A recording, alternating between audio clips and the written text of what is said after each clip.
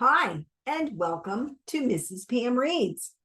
Today we are continuing in our story, excuse me, Shoeless Joe by W.P. Kinsella.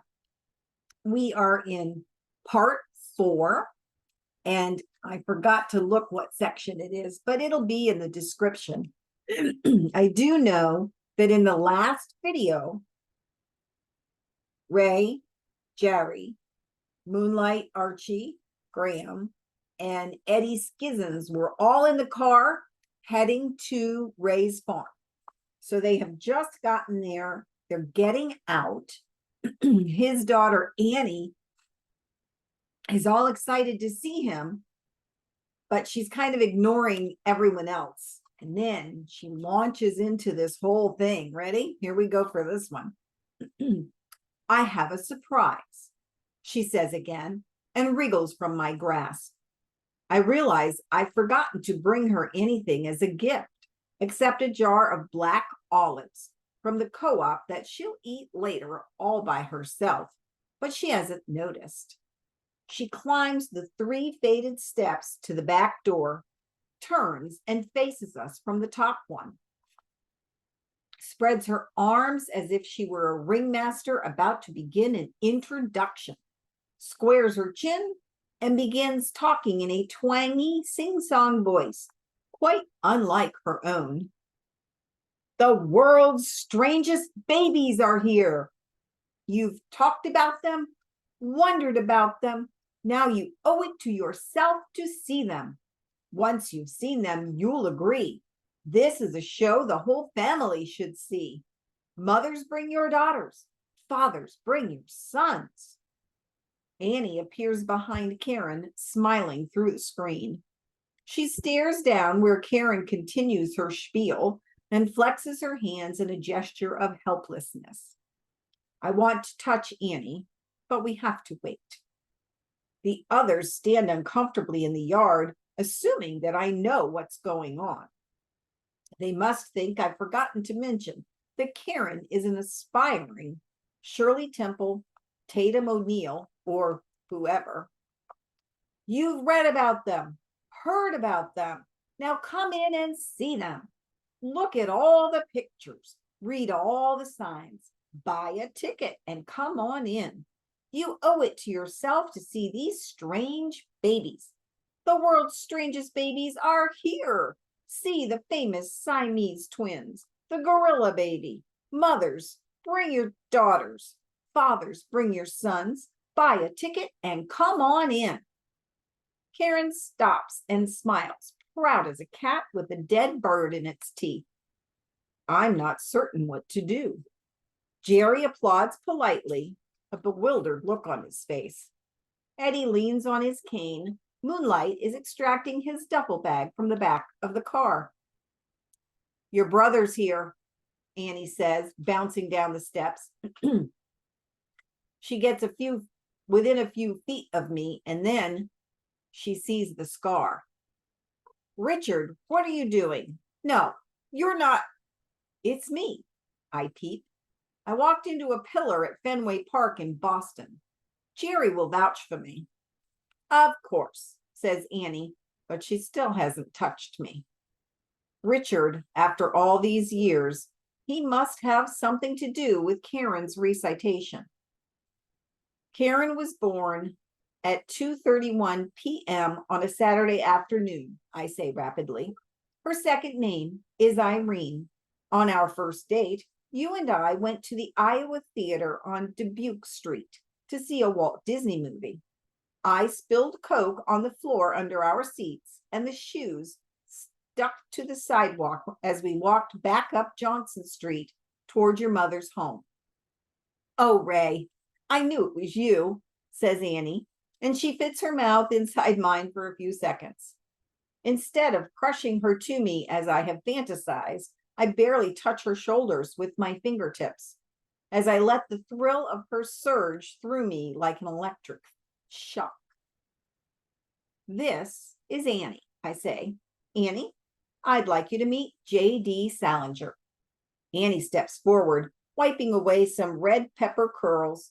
with a hand that has recently been immersed in flour. The curls retreat, leaving a white half moon stretched on her freckled forehead. She smiles, wipes the floury hand on the thigh of her jeans, and shakes hands. Jerry, says Salinger. People who know me call me Jerry. Where did Richard come from? How did he find us? What's he been doing all these years? I ask questions, but they don't seem to get answered. There is much confusion as we help Eddie into the house, and I introduce Moonlight Graham. They must think it's strange that I haven't seen my brother in over 20 years, that I have hardly mentioned having an identical twin, that my wife almost didn't know me. But Salinger only grins good-naturedly, and I imagine him salting the scene away for use in a future novel. What about the baseball team? Moonlight interjects during a brief lull. Later, I say, and he goes back to his coffee. Eddie sits, hands on cane, looking unhappy. You should have seen Karin, says Annie, laughing brightly. She ran right into Richard's arms when he got out of the taxi in the yard. Then she turned her head away and said, You smell funny, Daddy. It took her a few days to get over that. Every time Richard would walk into her room, she'd start to say Daddy. And you? I asked. The first words he said to me were, I'm not Ray. I have a scar. And he took off his cap so I could see it. It was a shock, though, I have to admit. I follow her into the kitchen, where she goes for more coffee. She steps into my arms, her face against my chest, her belly solidly and warmly against mine. I kiss across her cheeks and find her lips. When our eyes meet, I nod my head towards the upstairs in our bedroom. Hey, champ, we got company, Annie says, cuddling close, letting me know she wants my love as much as I want hers. They could amuse themselves for an hour, I plead. It was you who came home with an entourage. You've got to entertain them. Some of your fantasies will just have to wait. She slips away, leaving me with my arms still in front of me in the shape of a circle. Instead, I take my guests on a tour of the baseball field. But as we near it, I feel as if an exam has been laid in front of me, and I have no idea how to answer a single question. The fence is there, the baseball field is there, but it is much smaller than I remember. And there is no magic about this late afternoon, no concave grandstand full of thousands of fans who hum like the wind, no vendors, no banks, flooding lights, no players. It looks pitiful. Dandelions brighten the outfield like egg yolks. I can see the disappointment creeping across Salinger's face, slow as a crawling insect. He must be thinking that I have conned him, that I'm just a crazy corn farmer who has hallucinations. Eddie Skizzens creaks along with us, leaning on his cane. Do teams really play here? Says Moonlight Graham. And I consider the difference between what he sees and what I know is there, hidden like wondrously painted Easter eggs, waiting for someone who believes to part the grass and find them. Yes, I say, but without conviction. The gap is too gigantic for me to try and explain it away with mere words. The field under the sizzling sun and the high, breathless sky is sweet as a perfume factory. The grass needs cutting and raking.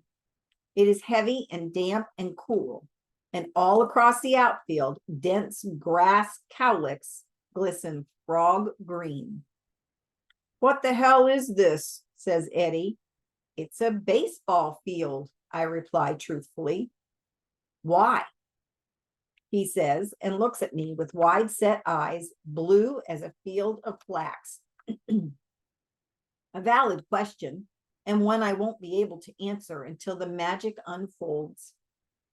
Eddie, you'll love it here. The White Sox play here. Shoeless Joe Jackson, Chick Gandil, Swede Brisberg, Buck Weaver. I jabber on for 10 minutes, extolling the virtues of my field and describing its marvels in a litany not dissimilar to Karin's monologue on the back steps. I feel as if I have had a bucket of water dumped over my head and am somehow accountable for every drop. I try to cover too much ground. While I'm talking, I remember the story of how Shoeless Joe, after he had been paid off, tried to return the money, and failing that, tried to take it to the White Sox owner, Charles Comiskey. He got only as far as an accountant, who slammed down a shutter, ending the conversation and leaving Joe alone in a darkened hallway. I think about how the sound of that slamming shutter must have haunted Joe for the rest of his life. And I think of Richard. Where is he? Gone to Iowa City, Annie told me. He'll be home later. He works as a barker for the carnival that's passing through town. I still don't know how he found us. Mark's been around with more offers to buy the farm, Annie said, getting really pushy, as if I could sell it to him by myself, even if I wanted to. And Eddie Skizens has been phoning you every day for a week. Did he tell you why? Have you been phoning me? I say to Eddie as he sits staring across the playerless diamond, perhaps dreaming of his days with the Chicago Cubs. No, he says, I haven't. His voice is low and far away. It just needs a little work, I say, spreading my arms to take in the whole ballpark, trying to sound enthusiastic. 3 flat, expressionless faces return my gaze. I'll hook up the tractor and mow the outfield, I say. It will make a lot of difference. After a very long pause, Jerry says, do you need some help? And Moonlight nods, even though I can see the skepticism floating in his eyes like tadpoles. This is what you bought your tractor for? Says Eddie in a scratchy voice. It's more than just this, I say. You'll see. I thought you'd understand. You played for the Cubs. Baseball's been your whole life. Now I don't feel so bad about what I done, says Eddie. What? I say. You don't know already, huh? Well, you will soon enough. I'm afraid to ask for details. I have enough to worry about. I drag out my ancient grass-powered mower that burps blue smoke and set Moonlight to mowing the infield grass.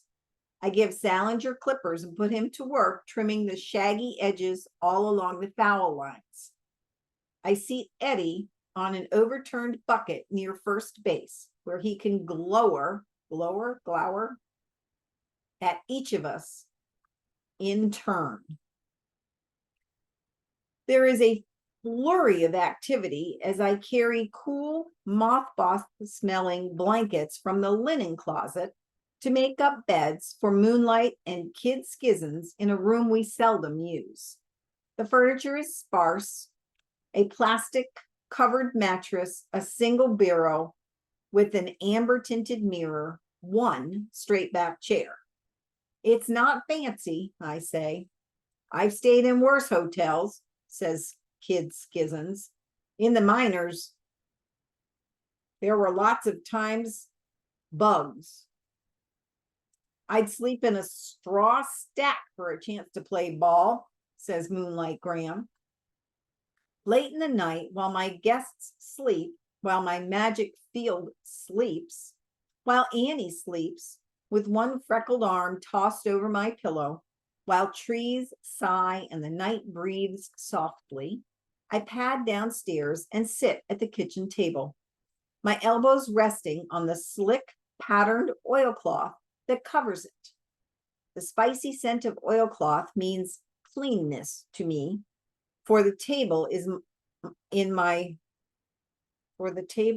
mother's kitchen was always covered. with it. And when it was washed after every meal, it glowed in the lamplight, and I would sniff its clean, new cloth odor. I sit and watch 2 lemon lines of moonlight that knife across the floor like laser beams. From where I sit, I can stare out the screen door. The moon looks as if it is covered with graph paper. I walk to the door, inhale the perfume of the Iowa night. Earlier, it has rained. A few nickel-sized drops plopped in the dust. I press my nose against the screen. Rain, green corn, and spun metal scents assail my senses. Just like a kid, Annie always says when she sees me this way. Sometimes she kisses the dark pattern of my nose when I turn away, and sometimes she flees in mock horror, shouting, "No, no, no one with a checkered nose will kiss these lips." I have just come from Annie. No. Well, okay. I'll tell you what it really says. I have just come from making love to Annie. No, making love with Annie. Her arms around my neck, her mouth peach sweet, tiny, Annie's curls are damp on her forehead, and all the time she sings to me. Love songs, bird songs, thrilling and brilliant as morning. Okay. And when I look at her face in the silky darkness, I marvel that I can love her so much, marvel that our love puts other things in perspective. I wish I had some kind of fame to dedicate to her, that I was an auto racer, a bullfighter, an author, even a politician. I see myself making my acceptance speech, thanking party faithful, then calling Annie forward to share the applause and adoration. But I am likely to have nothing to share with her in the near future.